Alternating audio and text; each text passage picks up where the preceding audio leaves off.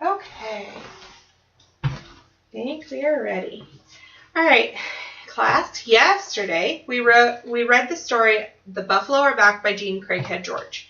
Okay. Can anyone recall what we did before that reading? Mm-hmm. We made predictions. Remember, we looked over the story and we predicted what we were going to do? Yeah. Okay. So then during, do you guys remember what we did? Looked for main ideas. We looked for main ideas, right? Okay. We did some close group reading. Okay.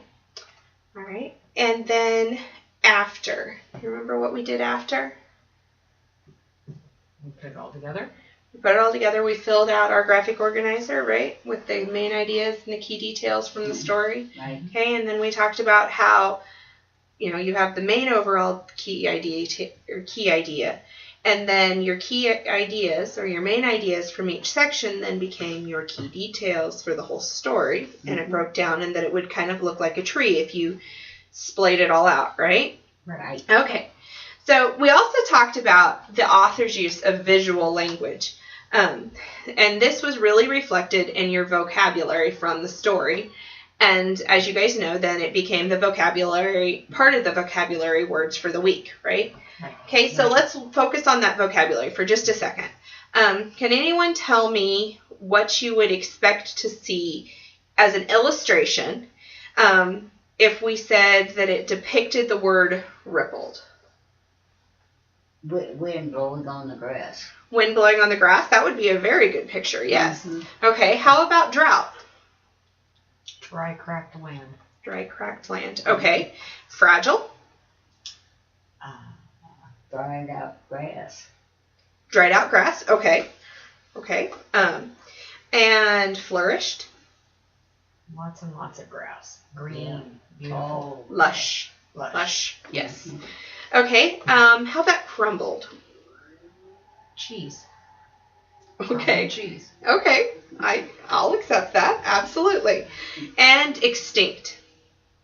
The All dinosaurs. gone. Dinosaurs, you're right. Right? Okay. Extinct is what happens when something is all gone, right? Mm-hmm. Okay. So, then, as we talked about her visual language, we also began to notice that there is a theme throughout the story. Every time they really highlighted a piece of that visual language, it also happened to correlate with one of your main ideas. Okay? It was kind of sneaky of them, but that's where it came from. Okay? And it was especially when it was either the main idea or in a key detail. While there was lots of other visual language in the story, those main ones that we are using as vocabulary tended to fall right in there somewhere, right? Mm-hmm. Okay. So now quickly between or with your seat partner, I want you to discuss why the author would choose to highlight her story this way. Why do you think she chose to write this way? With these words? Yeah, with the visual language. Oh. Why do you think she chose to use such visual language in her story? Seem more real. Seems more real. Very good. Very good. You can see it. You can see it. Picture it in your mind. Mm-hmm. And we have talked about the fact that, especially if you're writing stories for children or for reading pleasure, okay, you want to be able to have someone picture what you're trying to say, right? Right. Okay. So would we agree that this was an effective text strategy for her to use? Absolutely. Right. Very much so. Actually, Jean Craighead George is kind of famous for using stuff like that. She writes wonderful stories, mostly because they are so vivid, so easy to see in your mind. Okay, we also talked about the importance of the prairie grass, and I discovered that even though we live in Kansas, there were a lot of you guys who have never seen either prairie grass or buffalo grass, despite the fact that in Kansas it grows on road ditches during the summer. And so I brought a piece, and I will pass that around during work time, okay? And you guys can look at it. At this time of year, it's going to be kind of fragile, so don't beat it up too much, okay? So today we're going to take this lesson, and we're going to go just a little bit further. We are going to use a Frayer model strategy. Okay, it's one that we've seen in class before, but it looks a little bit different, okay? This is considered an adapted version, okay? So in it, you see that you have a main idea, 2 boxes for key details, and then there's one down here that asks for a vocabulary illustration, Okay? The main idea and the key details are probably pretty easy parts, right? On the main idea, we are going to want to see something, or I just want to have you write in one of the main ideas. You can pick any of them from the story, whatever you remembered or whatever, as long as you can fill in 2 key details for that, okay? And then you're going to come over here, and we talked about how the main ideas, a lot of the times, most of the times, had some kind of vocabulary word in it, right? Okay. Then you're going to come over here to your vocabulary illustration, and whatever word you used in your main idea, we're going to make a vocabulary illustration in this box to use as the picture for it, okay? You need to do a picture of the word, but in a way that it relates to your main idea or to the story, okay? So, for example, if I was going to use the main idea that the buffalo were essential to the fragile ecosystem of the Great Plains, fragile was my word, right?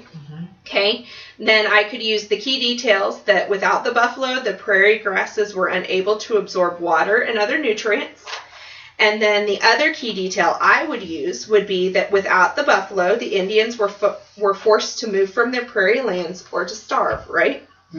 Okay, so then in this vocabulary illustration, I would then draw a picture of the buffalo as the center of the prairie ecosystem, showing that without that center, the ecosystem started to fall apart, right? Okay, so just quickly, can someone differentiate for me why I chose the word fragile for my illustration? Why did I do that? Because it all fits together. Because fragile was used in my main idea. So that was the word I used. Do you have to use fragile? No. We got 6 vocabulary words from the story. So you can use any of those 6. Just make sure that there's a correlation here, okay? Because then the whole model goes together. It all shows the way it works together, right? Okay. So you're going to need to write in complete sentences. You are going to use correct spelling, and then make sure that you convey your ideas clearly. That you can, it doesn't have to be a whole paragraph, it just needs to be a sentence, but you need to make sure that you are clear with what you're wanting, right? Okay. What if I don't know how to spell a word? If you don't know how to spell a word, we have a whole thing of dictionaries back there. Look it up. Okay. All right. Then, just so you know, when you are finished with your paper chart, you are going to find either your seat partner or you're going to find a partner and you're going to switch it with them. They are going to revise yours, okay? Make sure that you use constructive criticism when you are revising the other person's. We don't want hurt feelings, but we are learning how to be good editors for each other, okay? And then switch them back. When you get it back, you need to take your partner's comments into consideration. If they think you spelled a word wrong or if it doesn't make sense to them, go ahead and do your revisions, do what needs done. Once your revisions are done, then you can bring it up to me, okay? And once you bring it up to me, then we can look at, I'm going to look over it, and if I give it the okay, if I accept it, then you guys can get out your iPads. You can open your Pick Collage app. We have used that one before, okay? And you are going to transfer your Frayer model onto that Pick Collage app. You're going to have to do all 4 boxes, okay? And then when you get to, and you're going to use text for the 3, right? Obviously, and make sure you label them. They need to be labeled just like on your paper copy, okay? But the one thing that you are going to have to do is you can make some choices on that picture. You can either use the picture that you did, okay? You can redraw it on the Pick Collage app because you know that you can do that on there. Or as long as you will use your technical skills and use it appropriately, you could search for a picture that would fit in there, okay? And if you need help, then I can help you. Because it may have to be cropped down and stuff like that. Most of you guys know how to do that. But if you don't, no problem. Just raise your hand and ask. Okay? I want to know, or I want someone to explain to me what my expectations are going to be for the picture if you're going to use the one that you drew. It has to be appropriate. It's going to have to be appropriate. You're right. All right. Am I going to want it just kind of sketched out and just sort of there? Understandable. It's going to have to be understandable. Okay, and the biggest thing is, guys, I'm going to want it really clear. You're going to have to color it really nice. Make sure your pictures are nice and bold. Okay? Lots of details. Lots of details. Mhm. Okay? And then, would someone like to hypothesize for me why I'm being so picky about this final product? Why we're putting it on the iPad? Before we put it on the iPad or after? The Or one that's why? coming off the iPad. That's because this is going to be like your rough draft. So your final copy is going to be what comes off the iPad on Pic Collage. Any ideas? Because you want it all to flow together Right. and be readable What do I and use? understandable. What happens sometimes when I get a really nice final product? Sometimes I hang it in the hallway, but this time it's going to be digital. So this time I'm going to put it on the classroom blog when it's all finished. Okay? Cool. You got to remember that anyone in the community can see the classroom blog, right? Right. Okay, because it connects to the school website. Okay? So I'm going to give you guys a few minutes to work, and then we'll come back.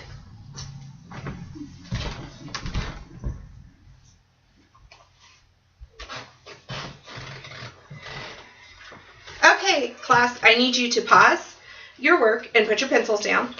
Okay, very quickly, we're just going to put a conclusion together, okay? Today, we have looked back over Jean Craighead George's story, The Buffalo Are Back, and reviewed the key ideas and the details. We also looked at the vocabulary and enriched our understanding of the visual language she learned. And then we started working on a Frayer model chart that we will ultimately be transferring over to our iPads using the Pic Collage app, okay? Can anyone recall to me why we want to put out our very best work on the digital copy of this Frayer model? Where am I going to be putting it? On the school website. On our blog on the school website, yes. Yep. Okay, so then while you have been working, I passed out a vocabulary worksheet for today. It looks like this, okay? You're going to notice that it ties in with the visual illustrations of your vocabulary, okay? I'm just going to go through the pictures really quickly. You have tomatoes. You have a building that's not in good shape. Okay, this is sand.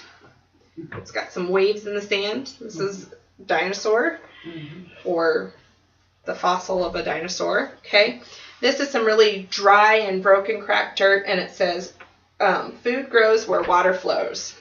Okay, and the last one is a picture of a cracked cup. Okay, you're going to do three things with this. You're going to draw a line between it and your vocabulary word. Okay, then you are going to write your vocabulary word under. You're writing it in cursive, and you are writing it correctly. They are also, or you're spelling it correctly. They are also your spelling words for the week. They have to be spelled correctly. So you're getting 3 points for each picture. Okay, you're also going to get 2 points for having your name, number, and date on the top. This is second 9 weeks. You don't want to have to buy your no-name paperback from me. Okay? All right. For your exit ticket today, we are going to do a whip around. Okay? Remember, that's where I ask a question. Once you have an answer in your head, you stand up quickly and quietly. I'll call on you. You give an answer that is original and correct, and then you may line up. The quicker we do this, the quicker you get to go to recess, which is next. Okay, so the question for today would be, in what way were buffalo significant to the ecosystem? Every way. I mean, sorry. Deb? Their hooves tore up the ground so the water could get in. Okay, The you may rain? get in line.